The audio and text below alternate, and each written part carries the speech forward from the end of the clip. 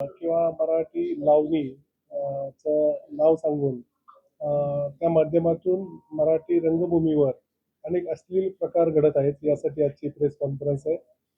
मराठी रंगभूमी निर्माता महासंघाच्या माध्यमातून ज्या टीना शर्मा ज्या सातत्याने याचा पाठपुरावा करतात की अशा प्रकारांमुळे महिला कलावंत किंवा महिला पारंपरिक लावणी करणारे कलावंत या डीजे लावणीच्या माध्यमातून जे अश्लील प्रकार करतात, त्यामुळे चांगल्या कलाकारांना वाईट दिवस आलेले आहेत. मराठी लावणी जी सर्व प्रेक्षक आवडीने पाहिजे, पहिला प्रेक्षक असायचे, लहान मुलं पाहिजे. अशा प्रकार न होता, पारंपरिक लावणी न होता तिथे वेगवेगळी वेशभूषा करून जमावाला आकृष्ट करणे आणि सामाजिक वातावरण बिघडणे, कायदा सुव्यवस्था बिघडवणे असे काही महिला कलावंत करत आहेत. त्याचा निषेध म्हणून आम्ही आज सर्व एकत्र आलेलो आहे. भविष्यात असे प्रकार झाले तर मराठी संस्कृती जुळी जाईल आणि ज्या प्रकारे बिहार, यूपी च्या डान्सर्स भोजपुरी नृत्य करतात, त्याप्रमाणे घागऱ्यावर लावणी होऊ लागलेले. त्याचा प्रामाणिकपणे आणि गांभीर्याने शासनाने विचार करावा. त्यासाठी माननीय मुख्यमंत्री, माननीय गृहमंत्री तसेच सांस्कृतिक मंत्री, मराठी भाषा मंत्री यांना मी निवेदन दिलेले आहे. सेक्रेटरी, कलेक्टर लेवलला निवेदन दिलेले आहे की अशा नृत्यांगनांवर प्रामुख्याने आणि अशा आयोजकांवर कारवाई व्हावी. या दहीहंडी पासून असे नृत्य प्रकार घडले तर महासंघ आणि आम्ही कलावंत स्वतः रस्त्यावर उतरून त्यासाठी या कलावंतांना आयोजकांना कारवाई करूच. त्या प्रसंगी जे जे लागल त्यावर गुन्हे दाखल करायची वेळ आली तर आम्ही ते करू, एवढंच आम्ही सांगतो. त्यासाठी आज आम्ही प्रेस कॉन्फरन्स घेतलेली आहे. या सर्व गोष्टीवर नियंत्रण करायचं असेल तर पूर्वी त्याप्रमाणे लोककलांचे कार्यक्रम आयोजित करण्यासाठी रंगभूमी परिनिरीक्षण मंडळाकडून परवानगी घ्यायला लागायची प्रोग्राम करायला. त्यात निवेदकांची स्क्रिप्ट, गाण्यांची स्क्रिप्ट असायची, वेशभूषा काय असेल ते असेल. तर या वेशभूषेपासून सगळं नियंत्रण ठेवण्यासाठी पूर्वीप्रमाणेच मराठी रंगभूमी परिनिरीक्षण मंडळ म्हणजे मराठी सेन्सॉर बोर्ड हे चालू व्हावं आणि अशा कार्यक्रम करणाऱ्यांवर, आयोजकांवर कार्यक्रम आयोजित करताना स्थानिक पोलीस स्टेशन, माननीय कलेक्टर यांची परमिशन घेतल्यानंतरच परवानगी द्यावी, जेणेकरून महाराष्ट्राची लोककला अतिशय आपण ज्या प्रकारे आहेत तो व्यवस्थित राहील. नाही तर भविष्यात त्याचे भोजपुरी नृत्यांगनाप्रमाणे आपली मराठी लावणी होईल असं मला वाटतं.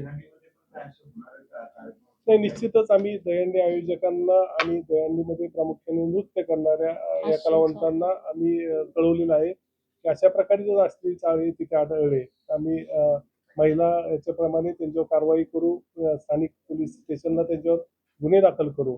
त्यामुळे आयोजक आणि या महिला कलावंतांनी या दहीहंडीपासून काळजी घ्यावी असं आमचं त्यांना नम्र विनंती आहे. आजच्या कार्यक्रमात अश्लीलता आहे का नाही हे सिद्ध करण्यासाठी तुम्ही काही निरीक्षक वगैरे नेमणार का अशा कार्यक्रमात? नाही, हे ऍक्च्युली आम्ही आमचं स्वतःचं एक भरारी पथक आहे आमच्या मंडळाचं. आम्ही स्वतः निरीक्षण करणार आहोत, त्याचे व्हिडिओ आम्ही काढणार आहोत. हे आम्ही स्थानिक वैयक्तिक गुन्हे दाखल करणार आहोत. परंतु शासनाने जर गांभीर्याने आम्ही पत्र दिलेले आहेत, उद्या अशा प्रकारामुळे स्थानिक गावातील कायदा सुव्यवस्था बिघडते. बरेचसे शो 4-5 तास पूर्वी शो व्हायचे, ते आता अर्ध्या पाऊण तासात अशा गोंधळामुळे शो होत नाहीत. कायदा सुव्यवस्था बिघडते. महिला कलावंत असतील, तिथं राहणाऱ्या स्थानिक भगिनी असतील, यांच्यासुद्धा भविष्यात त्यांच्यावर परिणाम होतो. असे काही घडलं तर आम्ही तर गुन्हे दाखल करणार आहोत. पण शासनाने जर गांभीर्याने दखल घेतली नाही तर त्यातील पोलीस निरीक्षक किंवा त्यांच्यावर सुद्धा आम्ही माननीय महासंचालक यांच्याकडे तक्रार करू, त्यांच्यावर सुद्धा आम्ही गुन्हे दाखल करू असं आम्ही निश्चित ठरवलेलं आहे. निकष काय? कारण विषय तोच पुन्हा तिथे येतोय की अश्लीलता म्हणजे काय? कारण हे मुली सरळ करतात की आम्ही एकदम झोपून झोपून साडी नेसून अदाकारी करतोय, तुम्ही त्याला अश्लील का म्हणता? ते निकष कोण आणि कसे ठरवणार? नाही, या अश्लीलतेचे नेमके निकष काय असावे किंवा कशा प्रकारे कुठल्या गोष्टीला अश्लीलता म्हणायची, यासाठी शासनाने जे सेन्सॉर बोर्ड केलेले आहे त्यांनी ते निकष लावावेत. आमच्याप्रमाणे निकष हे जे की जे पारंपरिक लावणी नऊवारीमध्ये सादर केली जाते किंवा एखादा ॲटम सॉन्ग जरी मराठी असेल फिल्ममध्ये तरी त्याला वेशभूषा चांगली असावी. तुम्ही ते पब्लिकमध्ये जाऊन नृत्य करता कामा नये. तुम्ही लहान मुलांना वर घेऊन अंगावर पाणी टाकणे किंवा आपापले वेगवेगळे कपडे उतरवणे हे न प्रकार करता पारंपरिक अदाकारीची तुम्ही परफॉर्मन्स करा. त्याबद्दल आमची तक्रार नाही. डीजे लावणीला वर अश्लील नृत्य करण्याला आमचा विरोध आहे. डीजे शो बद्दल आमचा विरोध नाहीये. त्यामुळं अश्लील करणाऱ्या काही ठराविक मुलीच आहेत की ज्या प्रसिद्धीसाठी करतात आणि लोक त्या अशामुळे त्यांना आकृष्ट होतात आणि त्यांना भरपूर शो मिळतात. म्हणजे पारंपरिक लावणी जपतात किंवा नृत्य करतात, त्यामुळे या कलावंतांचं नुकसान होतंय. आमची एवढीच विनंती आहे की आम्हाला त्यांच्याबद्दल काही आक्षेप नाही तर त्यांनी जर ती अश्लीलता सोडून डान्स केला तर आमचा त्यांना विरोध नाही, परंतु अशा प्रकारे नृत्य करू नये ही आमची अपेक्षा आहे. तर हा विषय गौतमी म्हणजे वादात सापडले तेव्हा तिने सरळ सांगितलं मी लावणी करतच नाही, आमचे डीजे गाणे आहेत. मग विषय संपून जातो. नाही नाही, डीजे लावणी करत नाही, म्हणजे डीजे नृत्य जे करते, डीजेवर नृत्य करते ती मराठी गाणीच आहेत. त्यात जी कुठली लावणी असो किंवा मराठी लोकगीते असो, त्यात परफॉर्म करताना तुम्ही दाखवता काय? म्हणजे भोजपुरी तुम्ही घागरा घालून 4 वेळा राऊंड मारला तर ती लावणीमधलं नृत्य होत नाहीये. तर आमचा विरोध आहे. मग तुम्ही हिंदी आणि हिंदी कार्यक्रम करा, हिंदी ऑर्केस्ट्रा करा. परंतु कुठलंही नृत्य असो, हिंदी असो, तुम्ही मराठी रंगभूमी परिनिरीक्षण मंडळासाठी आपण एरवी मराठी दूरदर्शनवर किंवा मराठी चॅनलवर अश्लीलता दाखवली तरी बंदी असते शासनाची. हे तर उघड आहे. उघड अशा प्रकारे होतं तर ते शासन का गांभीर्याने घेत नाही?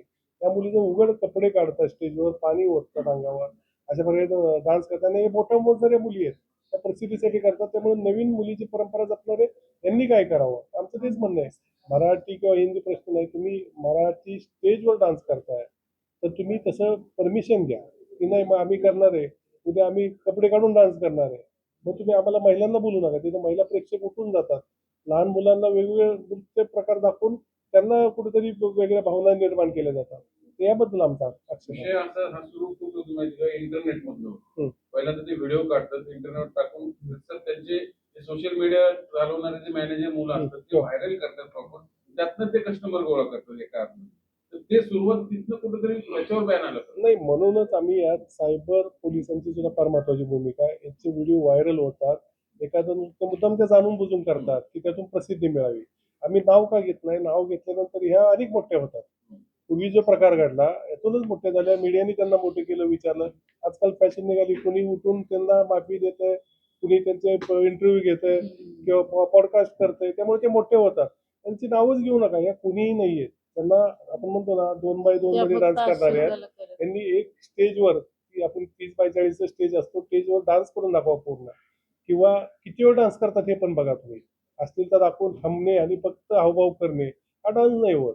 तुम्ही एक गाणं 5 मिनिटाचं कंटिन्यू तुमचे स्टेप्स करून दाखवा, किंवा आपण ज्या प्रकारे म्हणतो तालात सुरात किती आहे आपण म्हणतो, तर ते दाखवा. ते तुमच्याकडे कला असते, ते गरज पडत नाही. अजून सुद्धा मी बघतो परंपरा जपणाऱ्या नृत्यांगना आहेत. सुरेखा पुणेकर असतील, छायाताई मायाताई कुटेगावकर असतील, आपल्या वर्षा संगमनेरकर असतील, रेश्मा परितेकर असतील, अजून उभा राहिले तर हे टिकणार पण नाहीत कुठे. एवढ्या पारंपरिक करू शकतात, कुठेही त्यांना काय करायचे नाही. चेहऱ्याचे हावभाव, मराठी लावणी, मराठी गीते एवढी सुंदर आहेत, प्रेक्षक जाणकार आहे. त्यामुळे फक्त स्वतःची प्रसिद्धी आणि असतील गावाचे 5-50 लोक असतात. आम्हाला सांगते, मी 1995 मी पायोनियर आहे. सुरुवात मी लावणीच्या शोची केली. अजून सुद्धा गावाकडच्या लोकांचा फोन येतो, पूर्वीचे दिवस गेले. 3-3, 4-4 तास आम्ही उठत नव्हतो यात्रे जत्रे शोला. आता अर्ध्या तासात ती पोरं गोंधळ घालतात, म्हणले काही नाही आम्हाला पूर्वी, तेव्हा तुम्ही काहीतरी करा. या लोकांच्या प्रेक्षकांच्या भावना आहेत, हे आमच्या नाहीत, प्रेक्षकांच्या सुद्धा भावना आहेत. प्रेक्षकाची चव कोणी बदलवली? नाही नाही नाही, आम्ही नाही बदलली. ह्या काही ठराविक जणांनी बदलली, फक्त स्वप्रसिद्धीसाठी बदलली. आणि मीडियाने यांना खतपाणी घातलं, मीडियाने त्यांना मोठं केलं. तर माझं म्हणणं, मीडियाचे आता आपण लोककला जपायची असेल, परंपरा जपायची असेल, तर असल्या लोकांना वेळीच हे केलं पाहिजे. स्थानिक आम्ही तर ठरवले असे या उद्याच्या दहीहंडीमध्ये प्रकार घडले तर आम्ही महासंघ म्हणून त्यांच्या गुन्हे दाखल करू. शासनाने गांभीर्याने दखल केली नाही तर शासकीय अधिकाऱ्यांना सुद्धा गुन्हे दाखल करू, की तुम्ही कायदा सुव्यवस्था बिघडण्यासाठी तुम्ही सुद्धा कारणीभूत आहात. त्यासाठी आम्ही रिसर्च पत्र दिलेले आहेत, त्यांना पुरावे दिलेले आहेत. असे असे डान्स होतात, कोण कोण आयोजित करणार आहे आता भविष्यात त्यांना पण आम्ही समज दिलेली आहे. तर असं नाही घडलं तर आम्ही त्या आयोजकांवर सुद्धा गुन्हे दाखल करू, एवढीच आमची तुम्ही अपेक्षा आता तुमच्या प्रेस नोट मध्ये आम्ही तिथे ठोकून काढू वगैरे शब्द वापरले. आहे. त्याचा तुम्ही गुन्हे दाखल करून नाही, आम्ही सुरुवात नम्रतेने, आता मी आपल्यामध्ये सांगितलं की आम्ही नम्रतेने या नृत्यांना सुद्धा विनंती करतो. ते आमच्याच भगिनी आहेत, आमच्याच परिवाराच्या मेंबर आहेत. आम्हाला कुणाच्या पोटावर पाय द्यायचं नाही, परंतु हजारो लोकांच्या पोटावर ते पाय द्यायचं काम ते करतायत. पूर्वी एक शो करताना मी 50 कलाकार असतात आमच्या टीममध्ये, वादक असतात, सगळे असतात. आता एक साऊंडवाला घेतला, एक लाईटवाला घेतले, 4 बाउन्सर घेतले, 4 डान्सर घेतल्या. त्या 4-4, 5-5 लाखाला शो विकतात. ते बाकीच्यांनी काय करायचं? वादकांनी, गायकांनी, यांनी. आणि तुम्ही अश्लील करून तुम्ही फक्त त्याचा फायदा घ्यायचा स्वतःसाठी, ते चालणार नाही. ते सर्वांसाठी आहे. त्यामुळे अशाला आम्ही विनंती करू, नम्र विनंती करू. फार प्रकार घडला तर आम्ही साडी चोळीन त्याची ओटी भरू स्टेजवर जाऊन आमच्या पहिला कलाकारांना.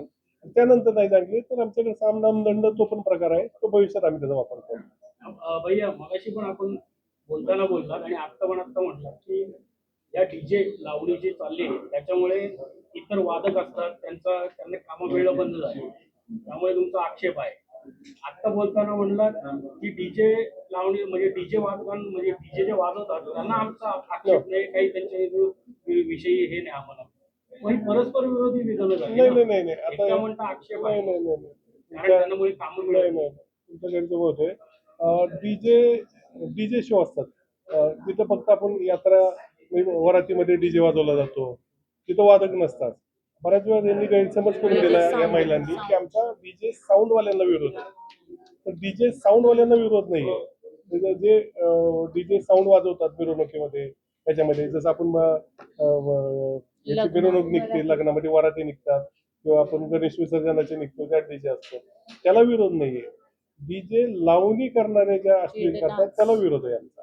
म्हणून सांगितलं की डीजे वादकांबद्दल आमचं काही नाही, डीजे साऊंड ऑपरेटर बद्दल आमचं काही मत नाही, तर डीजे अश्लील नृत्य करणाऱ्यांविरुद्ध आमचं आक्षेप आहे. या कार्यक्रमाला राजकीय पाठबळ भरपूर मोठ्या प्रमाणात आम्ही त्यासाठी मान्य सर्वच पक्षाच्या राजकीय नेत्यांनाही पत्र दिलेलं आहे की तुम्ही आयोजित करू नका. महापुरुषांचे फोटो लावून मागे लावून असे परफॉर्मन्स होतात, तर राजकीय पक्षांनी जर पाठिंबा अशा प्रकारचे आयोजन नाही केलं तर फार मोठा प्रश्न सॉल्व्ह होईल असं मला वाटतं. थँक्यू.